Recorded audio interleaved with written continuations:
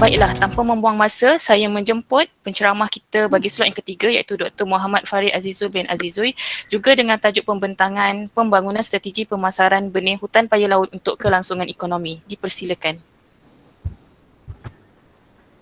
Anyway, terima kasih ya saudara pengacara majlis. Jadi saya Muhammad Farid Azizul, mewakili daripada kumpulan projek sub-projek 3 iaitu aspek pemasaran. Okey, selain daripada saya ada Dr. Rahim dan Dr. Lee Olai. Okey. Jadi pihak kami akan berkongsi sedikit maklumat sedikit saja maklumat berkaitan dengan bagaimana pihak komuniti Kampung Sungai Timun dapat mengembangkan dari segi pendapatan ekonomi melalui aktiviti-aktiviti penyemaian benih paya laut dan juga aspek-aspek lain yang boleh dikembangkan dalam aspek pembangunan ekonomi setempat. Okey, kalau pengacara majlis tadi sebut saya punya topik tu tentang strategi pemasaran, tapi kalau apa yang saya akan fokus pada hari ini adalah dari si aspek pembangunan model perniagaan. Jadi model perniagaan ni kalau ikutkan teras perniagaan tu, dia adalah peringkat yang pertama ataupun awalan yang mana-mana pihak yang berminat untuk membangunkan suatu perniagaan tu, you boleh bangunkan atau you boleh rancang you punya aspek perniagaan yang merangkumi pelbagai aspek. Nanti saya akan terangkan seluruhnya. Okey.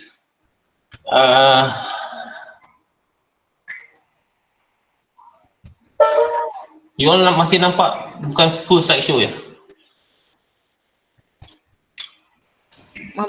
Masih. Masih tak apalah, tak saya full slideshow ni. Itulah. Okey, tadi Prof. Fadil telah bercakap tentang kepentingan dari segi aspek ekologi. Dr. Safura dan pasukan telah bercakap tentang reka bentuk tapak semaian.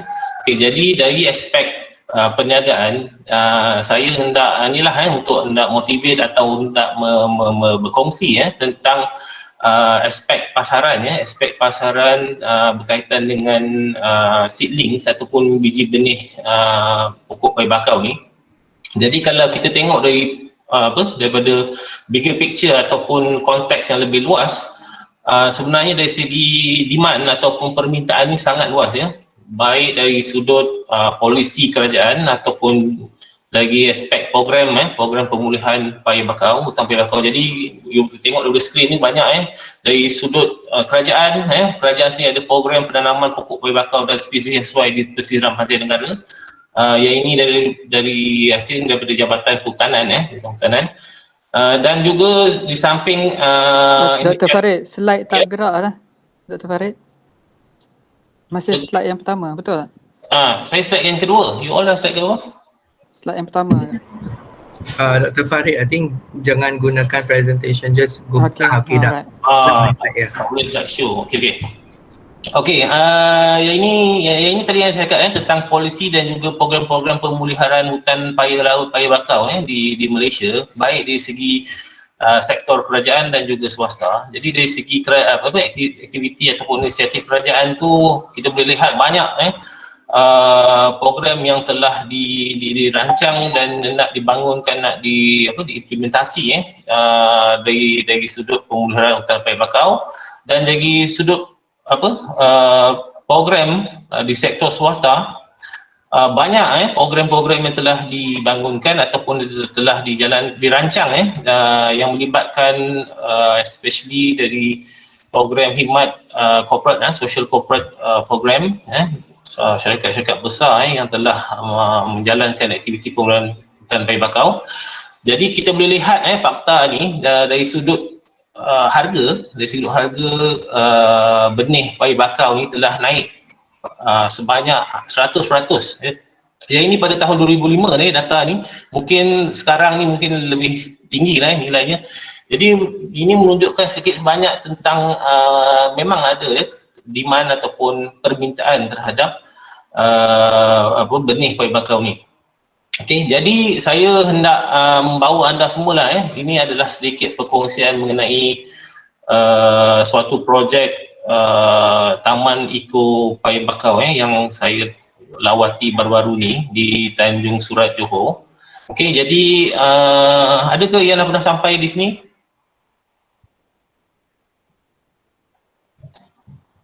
Syazwan, ada pernah buat lawatan ke?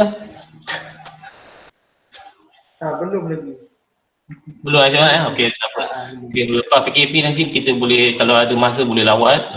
Jadi apa yang saya nak berkongsi di sini adalah apa yang boleh dipelajari daripada projek ni adalah di mana pembangunan tapak semayan Paya Bakau ni perlu diintegrasikan dengan program-program ekopelancongan di kawasan tersebut lah. Jadi kalau kita tengok di Sungai Timun tu, projek tapak semayan perlu diintegrasikan ataupun digabungkan dengan apa-apa lain program ekopelancongan ataupun pemeliharaan hutan Paya Bakau. Jadi dari sudut gambar ni kita tengok tapak semayan itu sebenarnya adalah di sepanjang laluan pelantar ataupun walk-walk di kawasan Paya Bakau tersebut.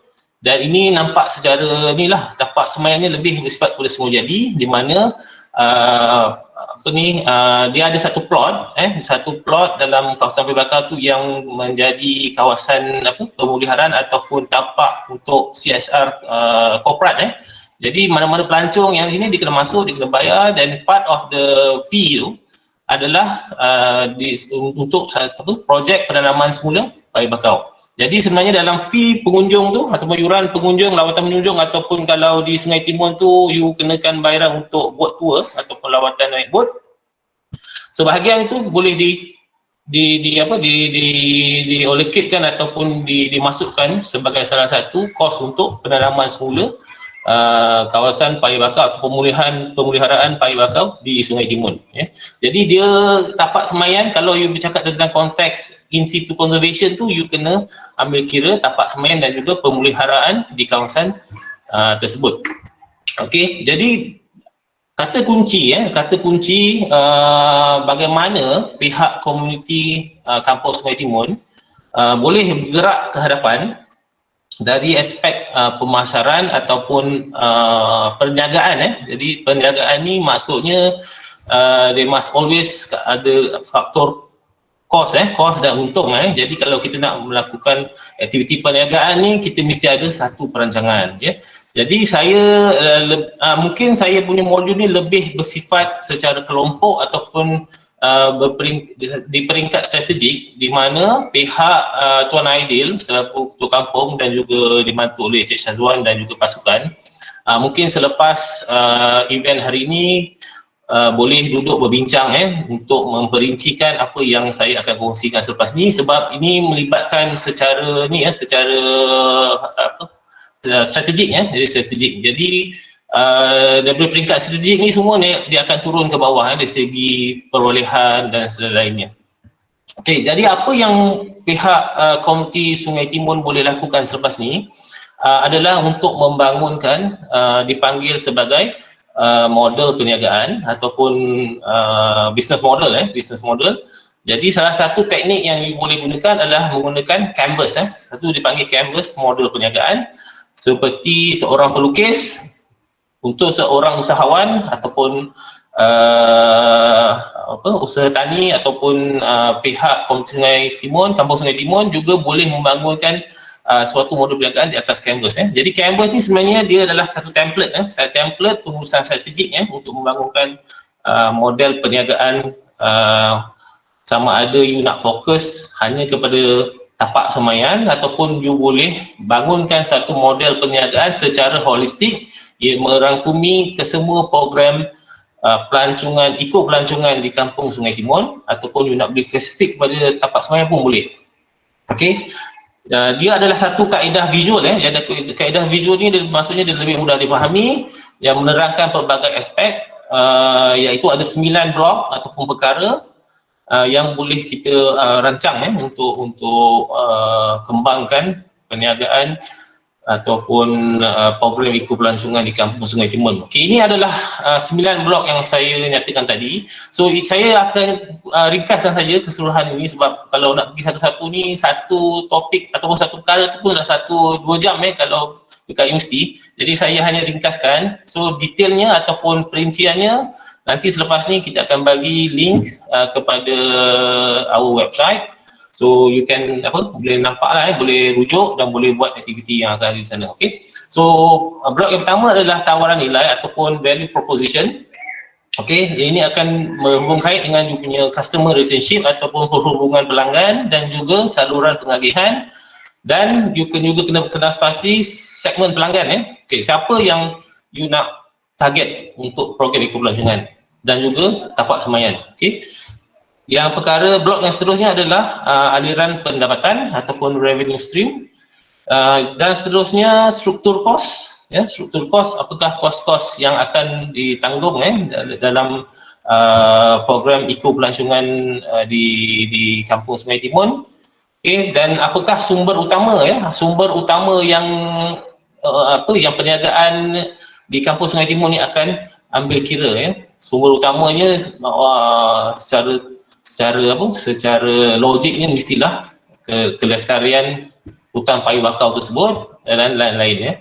Dan apakah aktiviti-aktiviti utama di dalam kalau you bercakap tentang tapak semaian, okay, apakah aktiviti utama? Tapi kalau you bercakap dalam konteks yang lebih besar, model yang lebih besar, program ekopelancongan Kampung Sungai Timun, apakah aktiviti utama yang you mesti jalankan? Dan yang terakhir adalah rakan-rakan utama. So these are collaborators ataupun siapakah rakan yang penting untuk menjayakan program tapak semaian ataupun program ekopelancongan di Kampung Sungai Timun. Jadi anda bercakap tentang MNS, from the government sectors, from the non-government sectors, from the private sectors. Jadi ini semua adalah rakan-rakan yang you kena pasti. Jadi ini contoh, saya ambil contoh yang paling mudah mungkin saya tak terangkan di sini, nanti saya akan lampirkan dalam laman web. Okey, bagaimana you rancang suatu perniagaan, model perniagaan menggunakan template ini. Okey, dalam konteks ni dia meniaga ni lah contohnya nak jual air kelapa dekat taman. So ini adalah apa yang you boleh rancang. Sama juga you boleh aplikasikan template ni dalam konteks merancang program ekopelancongan di Kampung Sungai Timun ataupun pemasaran tapak semaian payu bakau.